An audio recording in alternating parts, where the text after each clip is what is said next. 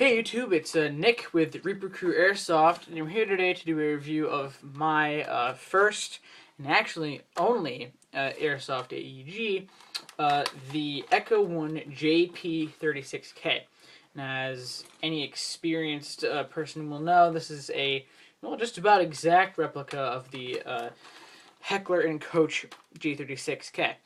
Now, if you're anything like me, realism factors pretty high into what you're looking for when you buy a gun. You want it to look like, the gun it's supposed to look like. This does a great job. Echo 1 always does a really great job with that. The plastic that the gun is made out of is very durable, and it's very sturdy and reliable. I've docked it a few times on rocks and things like that, and it works just as great as day one, actually a little bit better, since I put my own fuse in. It has the regular, of course, HK folding stock. It fits very well. It's pretty sturdy. It does take a little bit of pull to get it off, so don't be afraid if it sounds like you're breaking something. It's supposed to do that.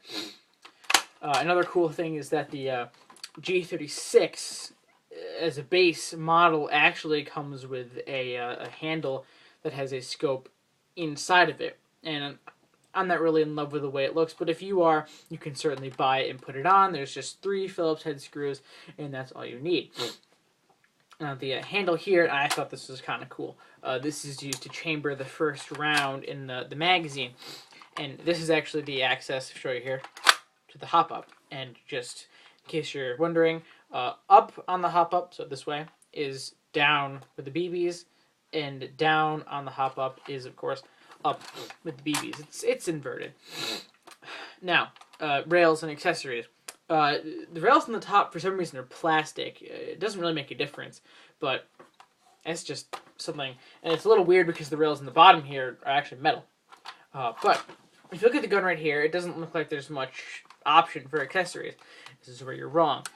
These screw holes right here are actually meant for adding rails onto the side, so you can sort of try and replicate the M4 RIS feel. There you go.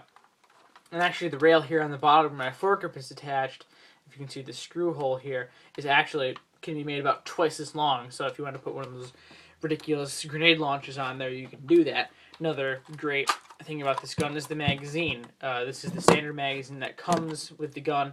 And it is a 430 round high cap mag. It's plastic and it's not the most durable thing in the world, so just be careful with it. But I've dropped it as well a few times and it works just fine. Also, these little nubs, I don't know if you really saw them before. Those are for attaching more magazines onto it. So you can have 1, you can have 3, and you can have 50. However many you want. And another really cool thing that I thought, I don't know how many airsoft manufacturers actually do this, is since the gun has to be shipped with an orange tip, Echo 1 takes pity on you and actually gives you a replacement barrel, or flash hider, sorry. And it's completely metal, and it's very durable. It actually has a little Allen wrench hole, so you can get it nice and tight. I actually thought I was stuck with super glue because it sticks that well.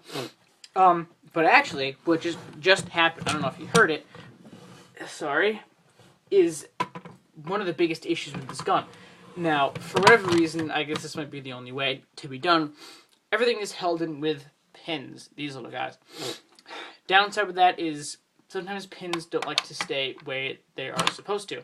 And at least now, maybe it's just because the gun is getting on in years, they're not sticking too well. They're coming off a lot faster than they should be.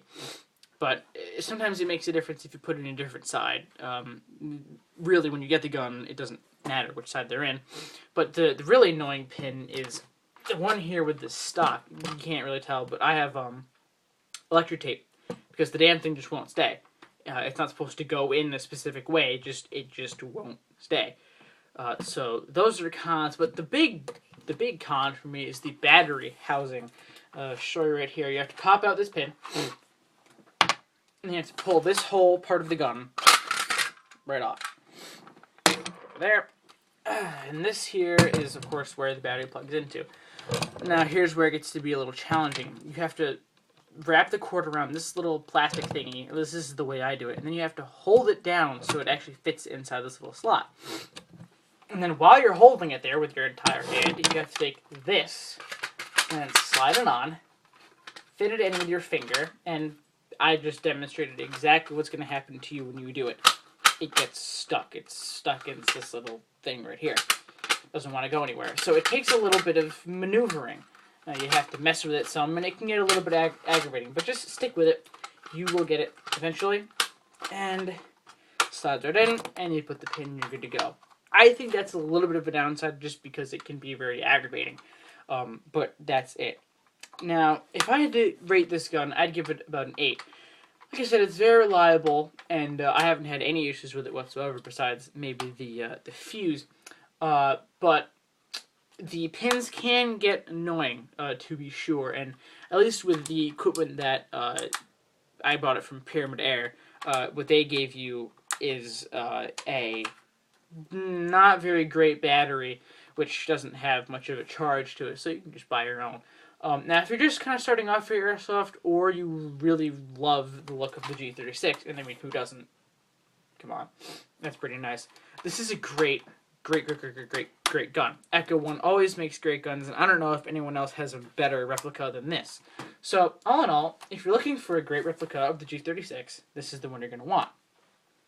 And I would also just recommend, by the way, buying a foregrip, because this gun can get a little heavy when you hold it for a really long time. It's about 7.5 pounds, which is the realistic weight.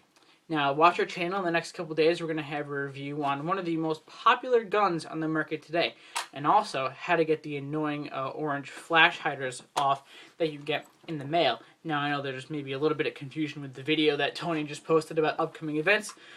This Columbus Day weekend, there probably won't be any videos besides the review. We had planned a large tournament, but for whatever reason, that's not going to happen. So, keep an eye out. New videos are coming daily, and just, you know, if there's a video you want us to do about tactics or guns or anything like that, just put it in the comment section. We take a look at it every day, and we'll have those videos up for you in a little bit. I'm Nick from ReaperCrew. Have a good day.